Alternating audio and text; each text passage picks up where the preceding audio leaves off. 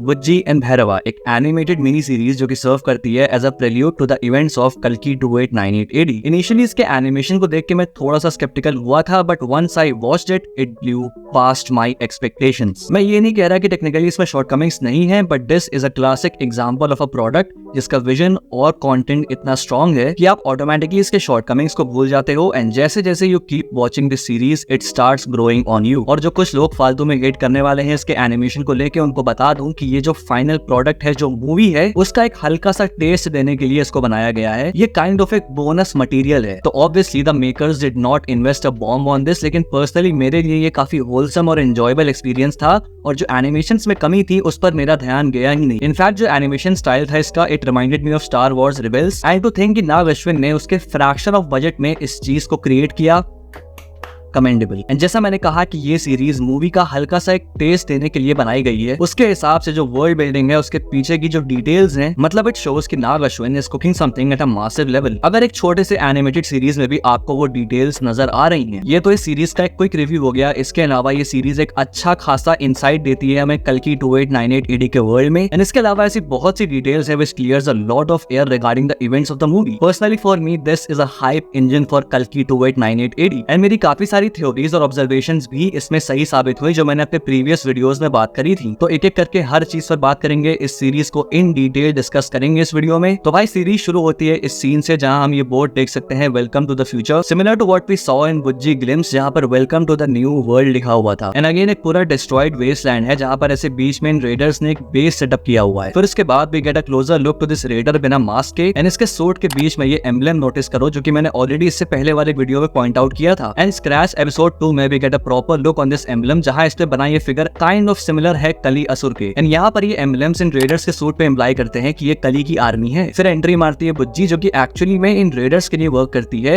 And एक carriage ship operator है जिसमें कोई कंसाइनमेंट लोड किया जा रहा है। एंड यहाँ पर हमको मालूम चलता है कि ये उसकी 100th फ्लाइट है, जिसके बाद से उसको प्रमोशन मिल जाएगा, एंड देन वो एक कॉम्प्लेक्स मेंबर की प्राइवेट कार्गो शिप बन जाएगी। अब ये कॉम्प्लेक्स एग्जैक्टली क्या है इसके बारे में आगे बात करेंगे। अब यहाँ बुज्जी वार्न करती है कि उनका जो रूट है वो रेबल टेरिटरी से जाता है, एंड मैंने ऑलरेडी कहा था कि ये जो ऑप्रेस सिटीजन्स हैं ये एक रेबल ग्रुप फॉर्म करेंगे कली के अगेंस्ट। एंड फिर जब ये शिप टेक ऑफ करती है तो हम वही सेम मिनी रेडर शिप देख सकते हैं जो हमने बुज्जी ग्लिम्स पे देखी थी। एंड फिर हम देखते हैं रेबल्स को, एंड यहाँ हम पशुपति सर के कैरेक्टर को देख सकते हैं, वो is leading the rebels. And मैंने ये भी कहा था कि पशुपति सर का ये कैरेक्टर ही इस रेबल आउटफिट का लीडर हो सकता है। फिर बुज्जी इन रेबल्स को डिटेक्ट करती है, एंड स्क्रीन पर ध्यान दो तो इन रेबल्स के नाम भी लिख के आते हैं, जिसमें हमको पशुपति सर के कैरेक्टर का नाम पता चलता है जो कि वीरन है, एंड फिर ये लड़की जिसका नाम है कायरा, एंड 3rd नंबर पे ये रेबल ही लिखा हुआ है किसी नंबर के साथ, तो कोई नाम नहीं है इसका। एंड यहाँ देखो तो जो रेबल्स बीम फायर कर रहे हैं वो ब्लू कलर की है, एंड बुज्जी ग्लिम्स में हमने ब्लू बीम्स को देखा था इन रेडर शिप्स को तबाह करते हुए। तो इससे कंफर्म हो जाता है कि बुज्जी ग्लिम्स में ये जो रेडर शिप्स हैं इनको ये रेबल्स ही तबाह कर रहे हैं। फिर एट द एंड जो रेबल्स हैं वो शिप को टेक डाउन कर देते हैं,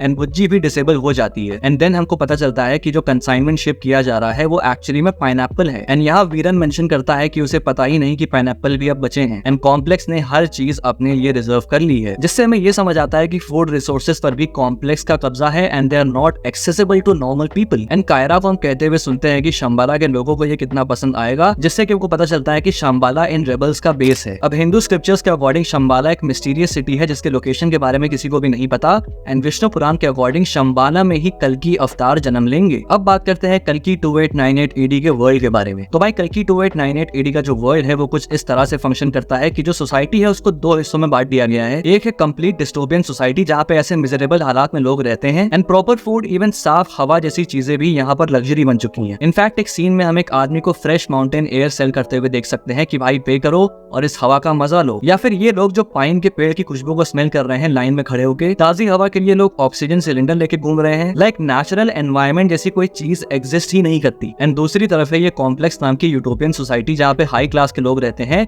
with all the luxuries and amenities. And ऐसे इन्वर्टेड ट्रायंगल शेप में ये कॉम्प्लेक्स है जिसके अंदर पूरी एक सिटी बसी हुई है, जिसको क्लियरली कली ने ही स्टैब्लिश किया है। एंड यहाँ पर हम वो सेम एम्बलम देख सकते हैं जिसे हमने इससे पहले रेडर्स के सूट पे देखा था। एंड आगे सीरीज में हम ये मूर्ति भी बनते हुए देख सकते हैं, एंड ये मूर्ति शाश्वत चैटर्जी के कैरेक्टर की है जिसे हमने कल्कि के ग्लिम्स में देखा था। तो इसका मतलब ये है कि जो शाश्वत चैटर्जी का कैरेक्टर है वही काइंड ऑफ कोई एम्परर है, इसीलिए उसकी मूर्ति बन रही है। लेकिन फिर इसका मतलब कली असुर भी यही है? वेल नहीं, कली असुर अब भी कमल हसन है, लेकिन व्हाट आई थिंक कि यहाँ पर ऐसा कुछ हो रहा होगा कि ये जो शाश्वत चैटर्जी स्ट्रेटेजी का कैरेक्टर है, he is kind of a puppet to कलीज कैरेक्टर, जो सबके सामने एज अ फेस रखा गया है ये इल्यूजन क्रिएट करने के लिए कि भाई जो कुछ भी हो रहा है उसका करता धरता यही है, बट इट इज एक्चुअली कली who is pulling all the strings. एक और इंटरेस्टिंग चीज यहाँ पे गौर करने वाली है कि ये जो काशी शहर है जिसके ऊपर ये पूरा कॉम्प्लेक्स बना हुआ है, यहाँ हम ढेर सारे मंदिर देख सकते हैं। एंड ऐसे मंदिरों से भरे हुए शहर के ऊपर इस कॉम्प्लेक्स का एक इन्वर्टेड ट्रायंगल डिजाइन होने के पीछे भी एक खास वजह है। अब जो सीधा ट्रायंगल होता है उसका एक कल्चरल सिंबोलिज्म होता है, वो रिप्रेजेंट करता है मनुष्य की कोशिश को भगवान और स्वर्ग से मिलन के लिए। वही जो इन्वर्टेड ट्रायंगल होता है वो उसका जस्ट उल्टा रिप्रेजेंट करता है, एक मनुष्य की वासना या फिर उसकी लस्ट इन दुनियावी चीजों, धन दौलत और ऐशोआराम से। एंड काशी जैसा शहर जो कि एक सेंट्रल पॉइंट है रिलीजियस एक्टिविटीज का, जहाँ इंसान श्रद्धा के उद्देश्य से जाता है, जहाँ पर हर कदम पर मंदिर है, उसके ऊपर एक दूसरा शहर जहाँ पर इंसान भगवान से दूर होकर इन सारे दुनियावी ऐशोआराम का मजा उठाना है, जहाँ भगवान की मूर्ति छोड़ के कली असुर का एम्बलम लगा हुआ है। ये अपने आप में कलयुग के चरम को रिप्रेजेंट करता है, जहाँ पर इंसान भगवान से दूर होकर धन दौलत के पीछे भागेगा। अब यहाँ पर यूनिट्स नाम की एक डिजिटल करेंसी वर्क करती है, जो कि अगेन मैंने ऑलरेडी बता रखा था अपनी पिछली वीडियोस में। एंड अगर कोई 1 मिलियन यूनिट्स पे कर दे तो वो इस कॉम्प्लेक्स का मेंबर बन जाएगा, and then he can also enjoy that luxurious life. And वो मेंबर बनने का सपना देखता है भैरवा, जो कि एक बाउंटी हंटर है, but he is not the only bounty hunter. And वो अकेला नहीं है जो कि कॉम्प्लेक्स में जाने के सपने देख रहा है। यहाँ पर एक पूरा गेम चलता है जहाँ पर किसी न किसी इंसान को लेकर एक बाउंटी अनाउंस की जाती है,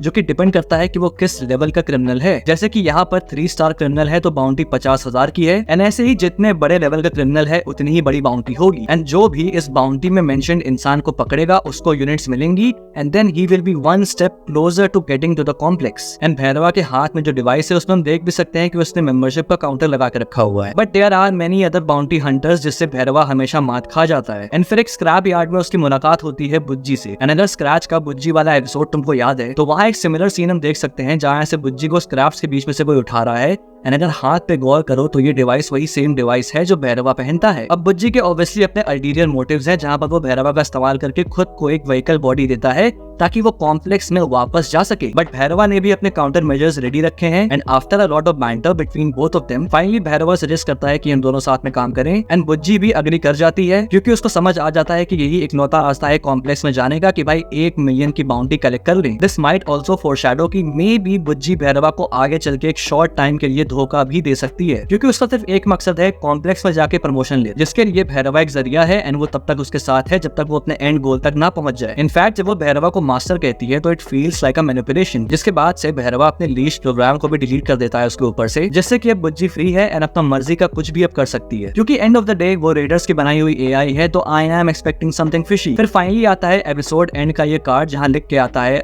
कल की सिनेमैटिक यूनिवर्स। इसका मतलब आगे के पार्ट्स तो हैं, लेकिन उसके अलावा स्पिन ऑफ्स, प्रीक्वल्स वगैरह भी इस फ्रेंचाइज से हम एक्सपेक्ट कर सकते हैं, similar to Star Wars franchise, जहाँ पे चीजें अलग अलग डायरेक्शन में एक्सपैंड हुई। इसके अलावा जो भी ग्लिम्स आया है बुज्जी का, जो टीजर आया था, उसको लेकर भी काफी सारी चीजें क्लियर होती हैं इससे, जिसके बारे में हम एक अलग वीडियो में बात करेंगे जल्दी। फिलहाल तो 2 ही एपिसोड आए हैं, बाकी आई डोंट नो कि आगे कोई एपिसोड आने वाला है या नहीं। बाकी मैंने ऑलरेडी कल की 2898 AD पर ब्रेकडाउन और थ्योरी वीडियोस बना रखी है, तुम चाहो तो उसको चेकआउट कर सकते हो। बाकी आज की वीडियो यहाँ पर खत्म होती है। बाकी तुम्हारे जो थॉट्स हैं, जो ऑब्जर्वेशन है, जो थ्योरीज हैं, उन्हें कमेंट बॉक्स में लिख के जरूर से बताना। और हाँ, वीडियो पसंद आए तो लाइक कर देना, और अगर पहली बार यहाँ पे आए तो सब्सक्राइब करना मत भूलना ऐसी और वीडियोस के लिए। Till then, this is your Pop Culture Nerd signing off. We'll see you guys in the next video, and thanks for watching.